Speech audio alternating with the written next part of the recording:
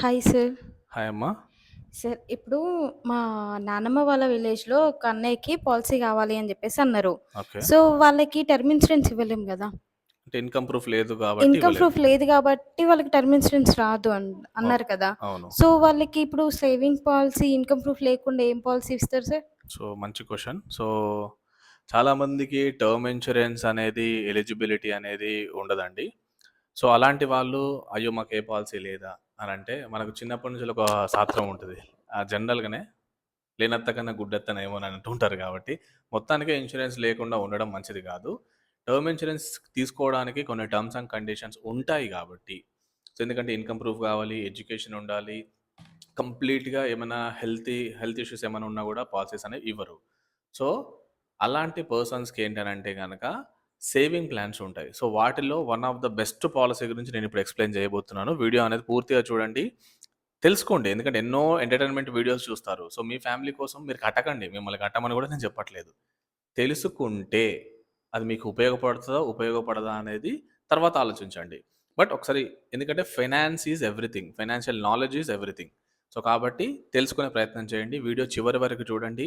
మధ్యలోనే స్కిప్ చేసేయకండి. ఎందుకనంటే చాలా ఇన్ఫర్మేషన్ ఉంటుంది ఈ వీడియోలో. చాలా మంచి పాలిసీ. నేను చూసిన అతి కొద్ది పాలిసీలలో this is the best policy అన్నట్టు. ఎగ్జాంపుల్ ఒక ఏజ్ 35 ఏజ్ ఉన్న పర్సన్, మేల్ పర్సన్ గనక 12 ఇయర్స్ పే చేస్తే అతనికి 75 సంవత్సరాలొచ్చేదాకా కూడా ఇన్స్యూరెన్స్ కవరేజ్ ఉంటుంది. అది ఎంత అనేది చూద్దాము. సంవత్సరానికి అతను పే చేయవలసింది ఇతని ఏజ్ ప్రకారం చెప్తున్నానండి నేను. మీ ఏజ్‌కి తగ్గట్టే కొంచెం అటు ఇటు ప్రీమియం మారుతూ ఉంటది. 60,548 35 సంవత్సరాల వ్యక్తికి సంవత్సరం చొప్పున 12 సంవత్సరాలే పే చేయాలి. 12 సంవత్సరాలు పే చేసేనే ఆగిపోతాడు. అసలు ఎంత ఇన్స్యూరెన్స్ ఉంటది మొదటి ఇయర్ నుంచే అనంటే గనక న్యాచురల్ డెత్ కవరేజ్ మీరిక్కడ చూసినట్టయితే 11,00,000 రూపీస్ న్యాచురల్ డెత్ కవరేజ్. అంటే యాక్సిడెంటల్ డెత్ కవర్ వచ్చేసి 16.5 లాక్ అనేది యాక్సిడెంటల్ డెత్ కవరేజ్ ఉంటుంది. ఒకవేళ పబ్లిక్ ప్లేసెస్ లేదా పబ్లిక్ ట్రాన్స్‌పోర్ట్ అసలేంటి పబ్లిక్ ప్లేసెస్, పబ్లిక్ ట్రాన్స్‌పోర్ట్ అనంటే గనక బసెస్, ట్రైన్స్, ఫ్లైట్ లేదంటే గనక బస్ స్టేషన్స్, రైల్వే స్టేషన్స్ ఇలాంటి ప్లేసెస్‌లో ఉన్నప్పుడు 7 సీటర్ అండ్ అబోవ్ వాటిలలో ప్రయాణం చేస్తున్నప్పుడు అది కూడా టాక్సీ ప్లేట్ అయి ఉన్న వెహికల్‌లో అంటే గవర్నమెంట్ ఆథరైజ్ చేసిన ట్రావెల్ బస్సులో కావచ్చు, లేకపోతే ఏదైనా ట్రైన్ ఇందాక నేను చెప్పిన విషయాలలో కావచ్చు, ప్రయాణిస్తున్నప్పుడు మనిషి చనిపోయాడు యాక్సిడెంట్ జరిగి అన్నప్పుడు అడిషనల్‌గా ఇంకొక 5.5 లాక్స్ దీనికి యాడ్ అవుతది. అంటే ఎంత అవుతుంది సుమారు 22 లాక్స్ అనేది నామినీకి ఇవ్వడం జరుగుతది.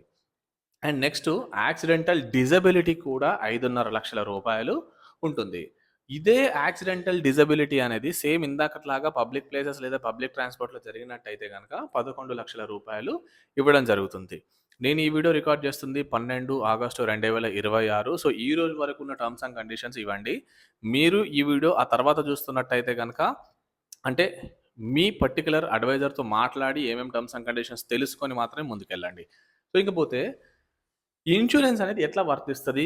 ఇన్‌కమ్ బెనిఫిట్ ఏ విధంగా ఉంటది? అనేది ఒకసారి చూద్దాము. ఇప్పుడు ఒక పర్సను ఫస్ట్ ఇయర్ పే చేశాడు రూ. 60,000. సెకండ్ ఇయర్ పే చేశాడు. మూడో సంవత్సరం పే చేశాడు. నాలుగో సంవత్సరం పే చేశాడు. ఐదో సంవత్సరం పే చేశాడు. ఆరో సంవత్సరం పే చేశారు. ఈ ఏడో సంవత్సరం అనుకోకుండా ఎగ్జాంపుల్ న్యాచురల్ డెత్ జరిగిందిక్కడ. ఏడవ సంవత్సరంలో. అప్పుడు ఏంటి అనంటే గనక న్యాచురల్ డెత్‌కి ఎంత కవరేజ్ ఉంది మరి మనకు? 11,00,000 రూపీస్ ఏదైతే ఉందో ఇది వాళ్ళ నామినీకి ఇచ్చేస్తారు. ఇచ్చిన తర్వాత పాలిసీ ఇక్కడికి క్లోజ్ అవ్వదు.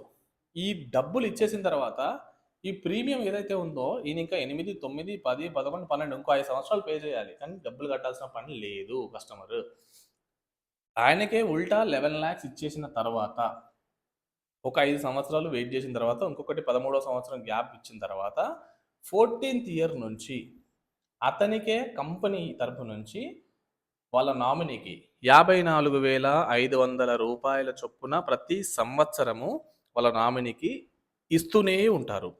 ఎన్ని సంవత్సరాలు అని అంటే గనక జనరల్‌గా మనం ఇక్కడ ఇన్‌కమ్ పెట్టింది ఏంటి అని అంటే గనక ఓవరాల్ ఇప్పుడైనా 40 ఇయర్స్ టర్మ్ పెట్టాము. 40 ఇయర్స్‌లో నుంచి 13 సంవత్సరాలు తీసేయండి.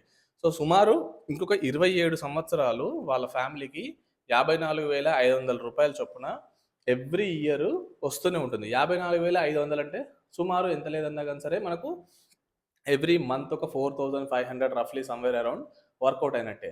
అంటే మీరు మీ ఫ్యామిలీకి ఒక రెగ్యులర్ పెన్షన్‌ని క్రియేట్ చేశారు. చిన్నపాటి పెన్షన్‌ని క్రియేట్ చేశారు. అంటే ఇప్పుడు ఇంకో కేస్ చూద్దాము. ఈయన సెకండ్ ఇయరే చనిపోయాడు. యాక్సిడెంటల్ డెత్ జరిగింది. అప్పుడు ఈ 16,500,000 రూపాయలు ఏదైతే ఉందో, ఈ 16,500,000 రూపాయలు వాళ్ళ నామినీకి ఇచ్చిన తర్వాత కూడా ఈ రిమైనింగ్ పీరియడ్ ప్రీమియం అనేది కట్టకపోయినా పర్లేదు. సో, అంటే 16,500,000 రూపాయలు నామినీకి ఇచ్చేస్తారు. ఇచ్చిన తర్వాత సేమ్ మళ్ళీ 13థ్ ఇయర్ ఒకటి గ్యాప్ ఉంచి 14థ్ ఇయర్ నుంచి ఈ ఇన్‌కమ్ మళ్ళీ కంటిన్యూ చేస్తారు. కంటిన్యూ చేసి చివర్లో మళ్ళీ మెచ్యూరిటీ అమౌంట్ ఇంకొక 3,500,000 రూపాయలు కూడా ఇవ్వడం జరుగుతది. అంటే పాలిసీ ఇంటెన్షన్ ఏంటి? మీరు అంటే ఎవరైతే పాలిసీ కడుతున్నారో ఆ కట్టే పర్సన్ ఎప్పుడు ఎక్స్‌పైర్ అయిపోయినా సరే ఇన్స్యూరెన్స్ అమౌంట్ ఇస్తారు. ఇచ్చిన తర్వాత అది కూడా ఒకవేళ కట్టే టైంలో ఎక్స్‌పైర్ అయితే. పర్సన్ కట్టే టైంలో ఎక్స్‌పైర్ అయితే గనక ఇన్స్యూరెన్స్ డబ్బులు ఇచ్చి మిగతా ప్రీమియము కంపెనీయే భరించుకొని రెస్ట్ మనకు ఏదైతే ఇన్‌కమ్ ఉందో ఆ ఇన్‌కమ్‌ని కూడా కంటిన్యూ చేస్తారు. చివర్లో మెచ్యూరిటీ కూడా ఇస్తారు. అంటే మీ ఫ్యామిలీకి గ్యారంటీడ్ ఇన్‌కమ్ అనేది మీరిక్కడ ఆఫర్ చేస్తున్నారు.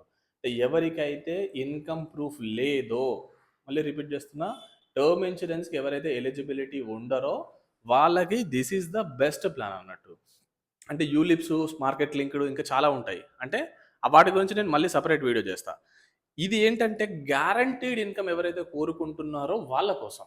రైట్? సో, ఇంక పోతే కొంతమందంటారు, సార్ నేను 14థ్ ఇయర్ డబ్బులు తీసుకున్నాడు, 15థ్ ఇయర్ తీసుకున్నాడు, 16 తీసుకున్నాడు, 17, 18, 19, 20, 21, 22, 23 అనుకోకుండా ఇక్కడ చనిపోయిండు.